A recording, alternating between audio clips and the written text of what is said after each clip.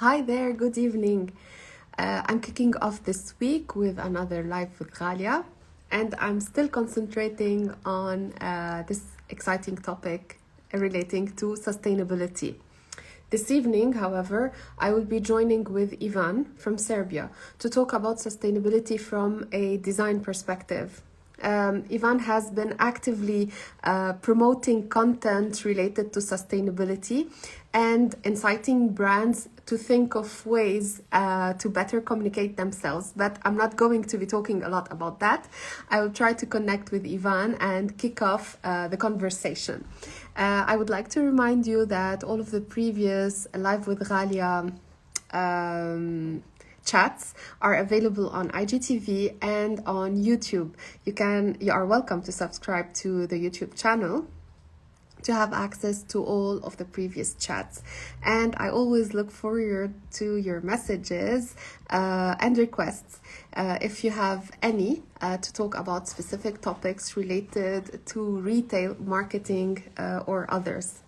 So please don't hesitate to do that. So I will be trying to inviting Ivan, and it will be a minute before we connect. So I'll be just waiting a little second before Ivan joins the conversation. So Ivan, if you are being able to see me now live, you have to accept the invitation and be sharing the screen directly. It's also, okay, Ivan, I see that you're here and I'm going to be re-inviting you in. You just have to accept my request and we will directly share the screen. I believe that, okay, I'm going to do it the other way. I also would like to take the chance to invite you tomorrow to another live, this time very much related to brand architectures and collections. So those who are interested who can log in starting 7 p.m. Paris time or GMT and 1 p.m. New York time. So Ivan, I will be going again to the invitation before kicking off the conversation. I hope that you are connected from your telephone and not from your laptop. Sometimes it might be problematic. Okay. Hi, Ivan. Cheers. Hi. Hi. Hope you're well. Yeah, actually, yeah, sorry about the technical issue, but I actually turned off camera, like the permission for Instagram on camera, so I was technically didn't for that. Yeah, No not problem. Really. Never actually been on Instagram Live, so thank you, I guess, for welcoming me, I guess, and apologies for being a bit late, I guess, but I'm sure that you're gonna get. Not at all. I mean, it always gives me time to talk about something. That's perfectly fine. That's perfectly. I always do enjoy, generally speaking, with everyone that I talk to, not just like creating an interview, but also actually enjoying the talk itself. So I'm kind of interested in your also thoughts regarding sustainability and everything. But we'll see how it goes, definitely. Thank you so much, and thank you for everyone who's joining and waving at us. Ivan, Yeah. I did my little introduction, but tell me more about yourself. Tell me, first of all, who you are, what you do, and why this sudden interest in the topic of sustainability. Okay, sure, no problem. So technically, I can answer both these questions at the same time. So I started as a basic, I guess, like when I started in the business world, I started as a basic content writer in a marketing agency. That was my first job. And then over the 6 years that I actually spent in the company, I actually built my expertise up to technically become a brand manager and technical brand and web manager. Get focused specifically on tackling the UI and UX and content-wise specific things regarding my clients. And over time, especially sustainability has over time become like a really big and popular subject. I mean, even now it's a really, I guess, an emerging market in itself. So it started to get a bit, I guess I started to get a bit uneasy and queasy because especially due to many times facing the meetings with my clients that they are technically talking about some concepts that are blatant greenwashing. They're technically using sustainability only as a term, only to just market their products furthermore to a new and emerging market. And then I kind of decided that I honestly don't want to do that. I don't want to feel bad but working on a specific place. So I kind of flipped the switch and started to work on my own and started to exclusively focus on sustainable brands and NGOs. Because I do believe that it's important for them to get the platform to actually share their story to the world, because they are the ones who are actually changing something for the better. They are trying to become, not become, but trying to create a better place for everyone. So I guess that's the reason of my interest in sustainability. Apart from general, I guess, overall enjoyment of nature, I'm an avid hiker, climber. I do enjoy, generally speaking, walking in nature and everything. So I guess it all kind of fitted in like over time, and today I'm absolutely certain that this is the way to go for me personally. Cheers. Wow, that's a beautiful story. Thank you. Thank you.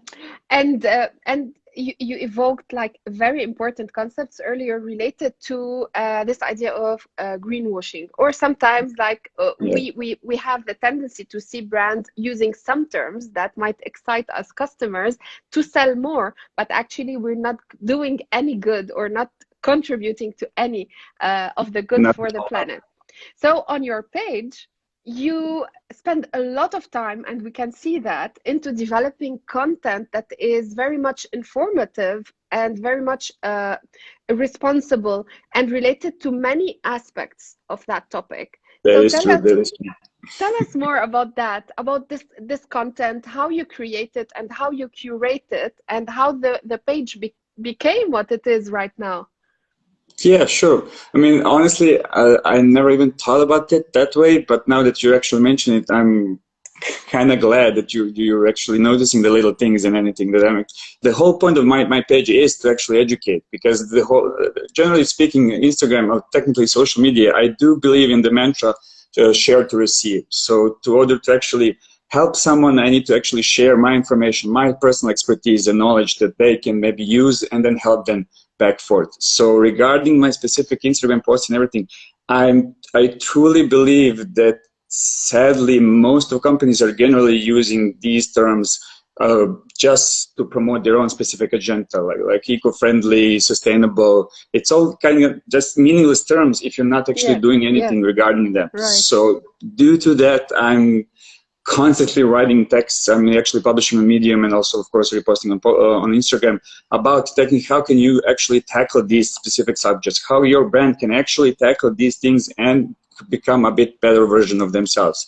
Especially because I actually read yesterday, I read a report regarding sustainability and profitability, because it's a kind of complex subject. The main let's say drawback of any brand just diving in deep into sustainable sources or anything are that they're afraid it's going to just up their costs. But generally speaking, the upfront costs are bigger. But there are many actual examples of brands and technical companies that actually reduce their costs, they reduce their cost of production, and actually improve their gain of profit margins by using sustainable specific subjects. So the point being is that we need to be better in itself. That's why I'm trying to share some positive information regarding that, and also trying to help specific brands that they can actually be a better version for them, for their own good and for their own audience as well. Right. Okay. But the question, like the general question that we could ask, is it a rule of thumb today that every brand that exists on the market has to integrate some kind of sustainable practices? Oof. If you ask me, yes, absolutely, 100%. But honestly, I'm not really sure if that's gonna happen. I think the market is gonna change. That's for sure. I mean, the market is beginning to change, and it's gonna change a bit better, especially regarding SDGs, like the social development goals that UNICEF brought out, and also the CSR. So that's the social responsibility goals that every company needs to have right now, specifically in Europe, of course. But I guess it's going to spread out to more countries and more developing nations, especially in the emerging markets. So I do truly believe that that's the way to go, but honestly, I'm not sure. I think it will be a bit of a push back and push over, especially regarding greenwashing for many brands. I mean, it's kind of the point of easy money, I guess, this year. Like, for example, one of my last actually meetings when my previous job was for an oil company. So the concept they actually was trying to promote was like they have like a green oil or something like that. Like that doesn't exist. I mean, that's blatant green. I'm not gonna be part of this. So of course I never said that because I would lose my job. But that's one of the things, one of the times that actually it clicked to me, like, okay, this isn't what I wanted. I don't want to help these specific brands. I don't want to be part of allies. I just want to actually help the ones that are trying for change. So to just sum up your question, honestly, I'm not really sure, but I do truly believe that change will come as soon as possible, honestly. So that's the way that I'm currently striving for, and I'm actually helping my clients to strive for as well. Right. So this naturally leads to our next question, which is how in your line of work you would apply the concept of sustainability. You work in design. So how do you combine those two to reflect the desired outcome? So yeah, that's actually an interesting question. Generally, when I speak to others regarding design, especially because I do focus specifically on sustainability, like the common question is like, yeah, just paint everything green and that's it. I mean, that's not the point. We are visual creatures in itself. We are drawn to interesting visual concepts and things. So when we are seeing something over and over and over again, like the same green patterns or whatever are technically used on many websites, it doesn't serve the purpose of telling the story of that particular brand. Every brand has its own unique story, own unique colors, own unique typography. Everything needs to be technically focused on a particular story to tell. Like, because sustainability is such a wide term in general, because everybody's tackling it differently. Like one brand will be, for example, one of my previous comments was they are actually we're building high-end fashion eco bags. On the other hand, I also work with brands that are tackling like cleaning, like eco cleaning car services. So they are not actually overlapping in any kind of way. Specifically, they're not targeting the same audience. They also don't have any specific designs that they can share the similarities to. So in that case, the only thing that I can actually recommend is actually listen to your story, listen to your audience. That's where actually the design comes from. There's no point of actually painting everything green and just waiting for something to happen. That will be idiotic. But generally speaking, that's the point. So sorry, yeah. and this leads us to think of design as a reflection again of the brand's identity, and not to adopt the cliches of the design. I mean the cliches of green and sustainability and the same logos or illustrations that of we course, have been leafy logos or something. They're always the same. Yeah. Right. So it's very interesting. And now that the brand is in contact with you and you start brainstorming, if we might use that term, and thinking how you could respect his story and how you could then reflect it in a design. Does the process seem natural, and does the brand and the brand's team understand how you are going to reflect their story through your designs? Yeah, definitely. One of the biggest things I guess I need to explain to each and every client is to how can we actually reflect their own values into the brand and into the design itself. So we generally, the benefits of actually working for 6 years in a marketing agency is that I do have come up with several workshops that I use over and over again with clients. And because I technically have many years of experience of doing these particular exercises and workshops, I know they're tried and tested and true, and that we can always come and actually find these particular things that are actually focusing on the brands that we can actually use and develop them through design, and of course through content as well. That's also equally important thing. So one of the workshops is not only based on design, but also their voice and tone. So how the company actually speaks, how they're actually representing themselves online, through social media, through their responding on messages, through everything. Also on their website as well, how they're actually welcoming the user arriving on their website. Right. Each of these little things matter, because it's something that's it's a human touch. It's something that's humane in all of us. We want to be entertained. We want to actually enjoy every experience that we do come, and to actually but you get the idea technically. And I'm going to be asking more about that. I was like all over the place, but yeah, technically the whole point is you're actually enjoying the experience that you're receiving. So if you are an ethical consumer, like I am, for example, you truly care for sustainability, you truly care about these concepts. When you're arriving to another person's website, or technically brand's website, or maybe even social media, you want to see these values being reflected back at you right from the start. Yeah. So that's how we actually tackle each of these concepts. How you can actually help these your audience or these heroes in your story particularly. How can you technically guide them and show them that you are the one that you can help them with their particular purchase or their particular things that you need to help them with, etc. So we're talking about again, a design that is well thought, however, that reflects a clear strategic content to help the customer and lead him through all of the brand's touch points, right? That's true. Yeah, that's true. Technically, if I specifically use a 5-point step in my process of going through with my clients. First, delving into their own specific story, their own audience, then throwing to voice and tone, then actually understanding their story and how it actually pertains to that particular audience, then developing wireframes that are technically like if you're not familiar with, they're like a skeletons for a website. So just like some specific start that we can actually cling on to and actually understand why each visual content is placed in this particular place. It needs to have every visual thing and every content in itself on website needs to have its own use. It needs to have a particular thing that it helps guides the users to a particular thing. So generally speaking, and then also of course following this principle of designs after wireframes is designing the whole process, actually focusing on CTAs, the key things that actually we need the users to click on, to actually use them for leave a message or maybe buy a specific product or anything. Of course, this is all more related to branding in general and marketing, but it's the funnel, the concept of a funnel. It's basically the same, like in a marketing funnel, it's absolutely the same in the website. You're just guiding your users and showing your expertise through it. That's the point. And how would you use at this time in terms of design? I'm trying to really make the most of the conversation to benefit designers who might be watching us. How would you integrate the brand's visual identity elements into designing this new facet or face that talks about sustainability? Because sometimes brand identity elements are very rough and tough and are not to be changed, right? Yeah, and so like how do you come in handy and add value to that design?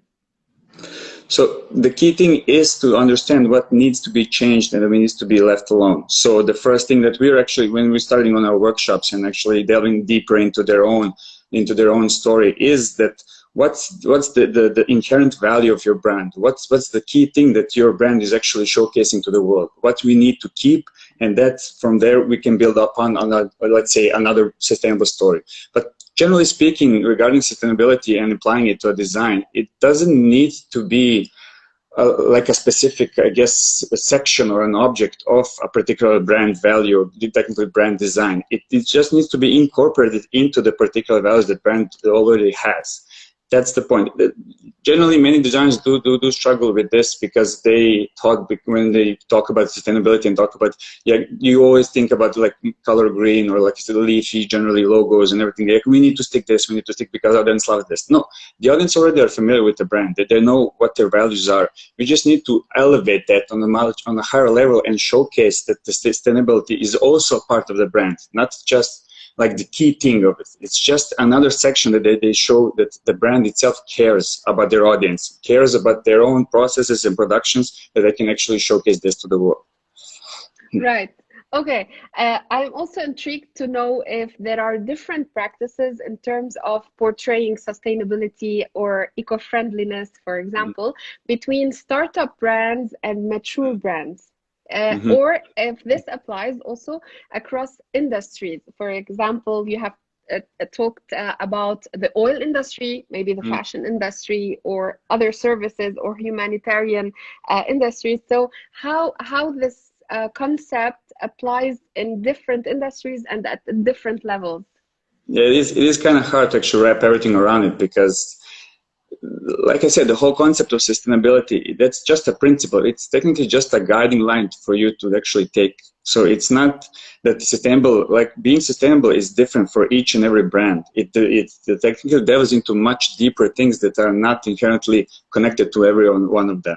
So each brand will have their particular tasks and worries and, let's say, issues they need to tackle and sort. So like you said, you mentioned regarding like fashion industry, let's say the key, also the most talked about thing right now is fast fashion, generally speaking. It relates to sustainability because it isn't sustainable. It's generally bad for the environment, generally bad for the people in their working conditions in Southeast Asia, etc., etc. These are the crucial things that a sustainable fashion brand need to tackle because these are the things that are specifically in their niche. So if you're going to speak about, let's say, sorry, I'm just thinking about the oil, but I'm not really sure if they have any any redeeming qualities. So let's say, I'm not sure. So like I mentioned previously, so the car washing eco company, they, just generally speaking, they're using specific chemicals that are really damaging the environment, also using microplastics in their eco washing cleaning equipment that, of course, after over time of use, enters the stream and actually enters the oceans, and of course, you get the idea. So again, the whole point is actually you need to understand your own niche, which is of course crucial for each and every brand, be it startup or be it a huge brand that already has, like, say, tens or 100,000 of followers. The whole point is understanding yourself and how that can actually pertain to elevating your understandings to a sustainable level. That's the key thing. So, and then of course from there we can also use and take any specific content and design and make it a bit more unique, a bit more better, of course. But the key thing is actually helping it in these particular things that are the problem for this niche. That's right. So Ivan, we can say that there is no like book or Bible for being sustainable. We can simply say that every brand at any level or every level should think of its ethos and think of little ways maybe that could help it become more sustainable, right? absolutely. And let's say, hypothetically, we worked on the outside, on the shiny side of the brand, and we designed a beautiful identity related to sustainability.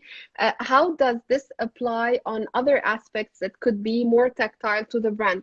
So when we change that identity, are we also invited to edit or change other aspects of the brand, for example, in our store, in our offices, etc.? So do you also advise on these changes? Absolutely, but honestly, it's kind of out of my scope, so I'm not really gonna push these subjects further. Right.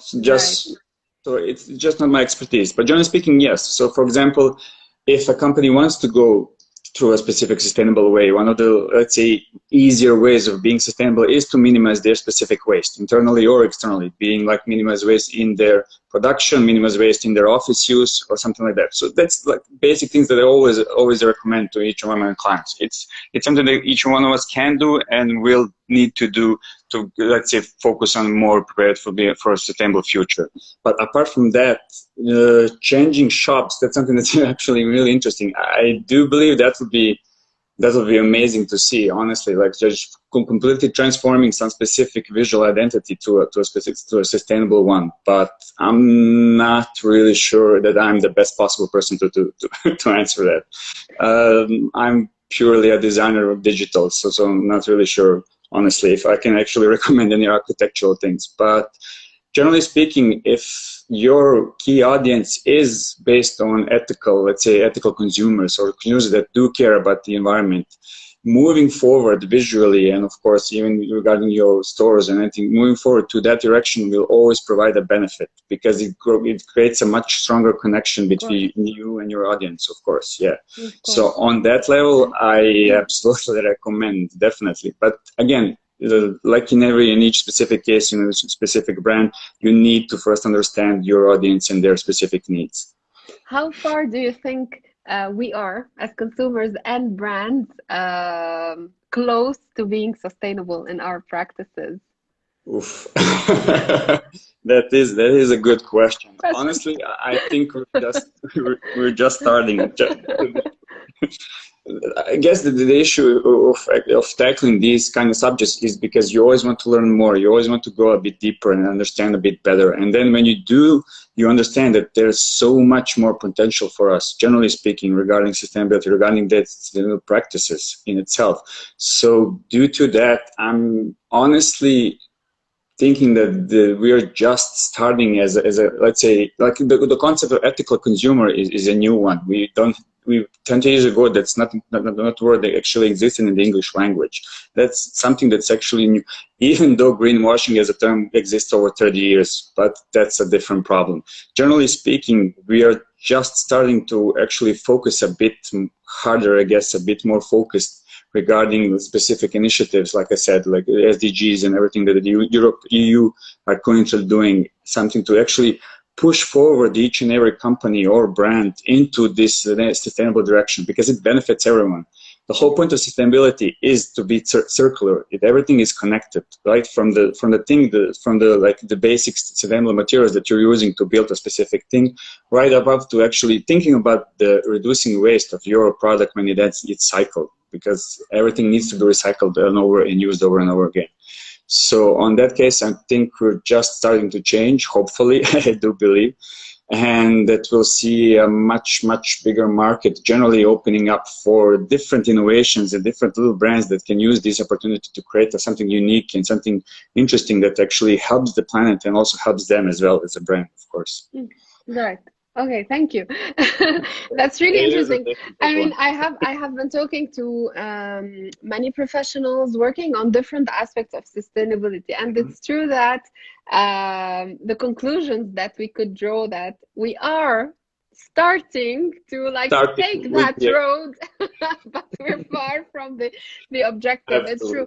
But it's important that we are educating, as you said, and acquainting customers more and more, at least to realize that the situation is alarming, and to start looking at brands who are really and ethically and authentically involved in sustainable practices.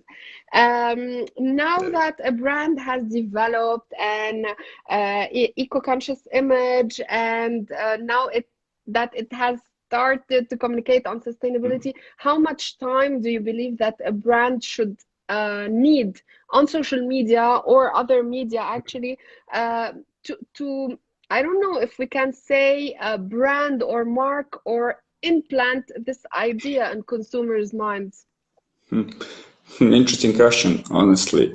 I'm not really sure if there's a specific time frame, so you can maybe do one specific, let's say, for example, H&M does a specific sustainable campaign that lasts 2 or 3 months.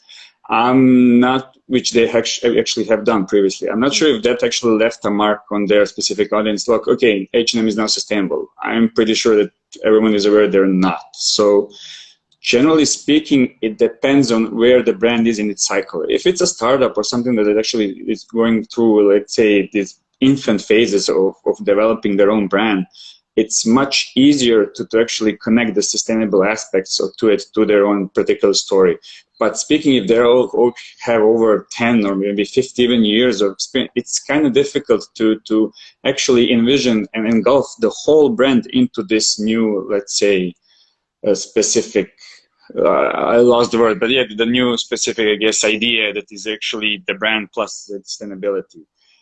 Generally speaking, the whole point of sharing it to social media and actually using this is to actually share that you care, basically. It's not like a marketing gimmick, technically what it's mostly used these days, but the whole point of actually using these concepts on your social media, on your website, or technically in your stores as well, like maybe using recyclable packaging, that's actually really big right now. So each of these little things do matter to your audience. So if they kind of see this, or if they kind of receive the sustainable package, okay, oh, this is cool, this is made from recyclable packaging, that's something that I do care about. So it kind of pushes it up a bit.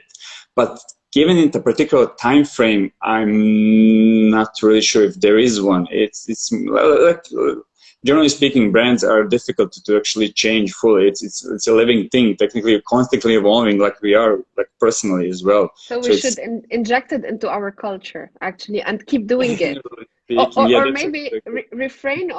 refrain actually those marketing or trendy practices by saying like everyone is communicating about sustainability.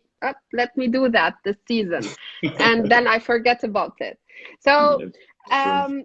if we're thinking about all of these elements today, as Ivan and part of your line of work, what are the basic lines or key thoughts that you should communicate related to sustainability and sustainable design, communicating through sustainable design?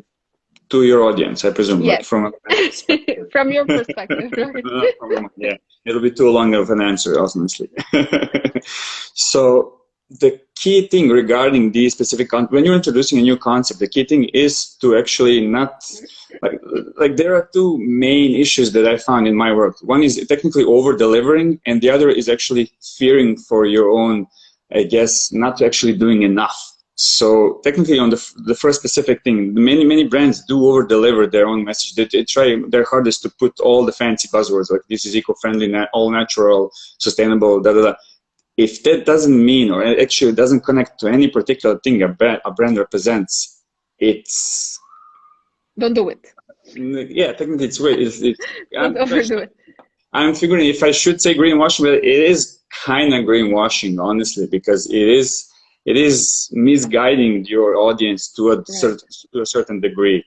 That's Mm-hmm. that's the first issue. The second issue is for someone else that actually don't want to go that way. They don't want to go sustainable because it's hard, it's difficult. I can't do this, I can't do that. It's kind of expensive for me right now. For these specific brands, I always say just start. Like just start somewhere. Just like use innovation, use your own personal, like talk to your customers, talk to your clients, understand their own pain points. They will definitely tell you right away, okay, I do appreciate this and this, but you can do better in this and these specific aspects.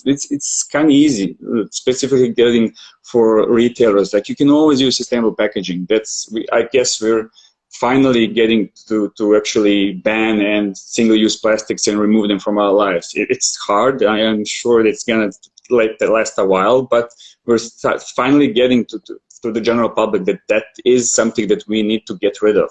So just banning these small things can actually absolutely improve your brand and connect it to the specific, let's say, ethical consumers of that part of your audience.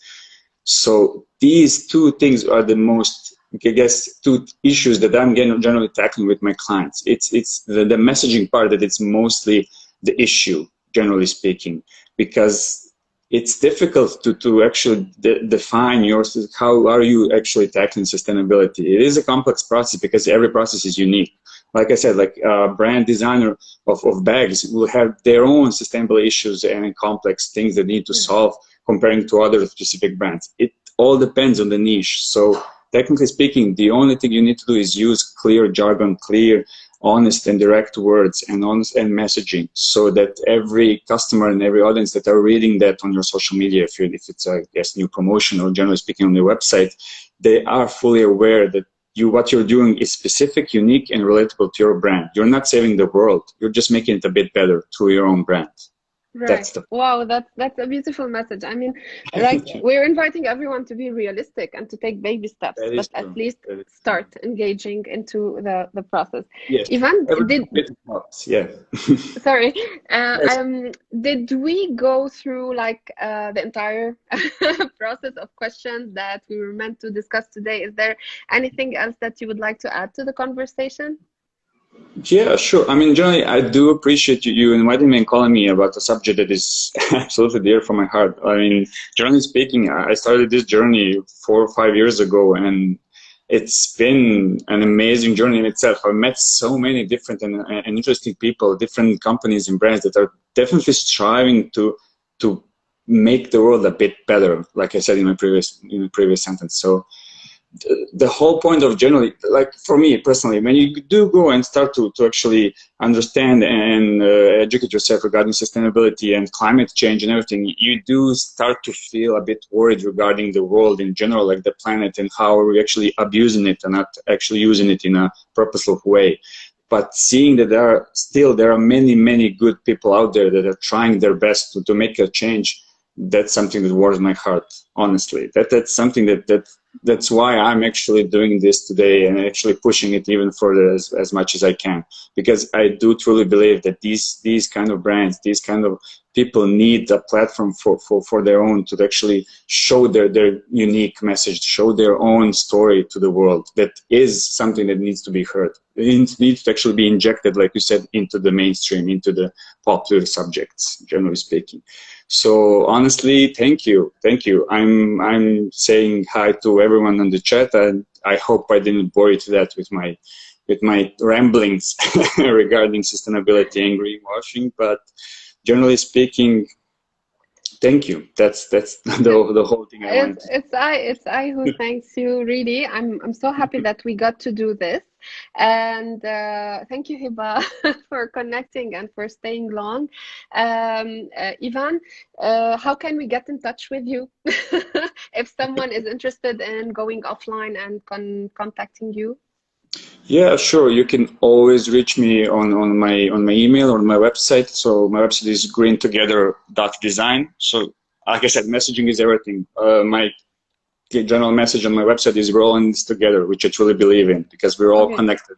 We're all sharing this. So yeah, greentogether.design.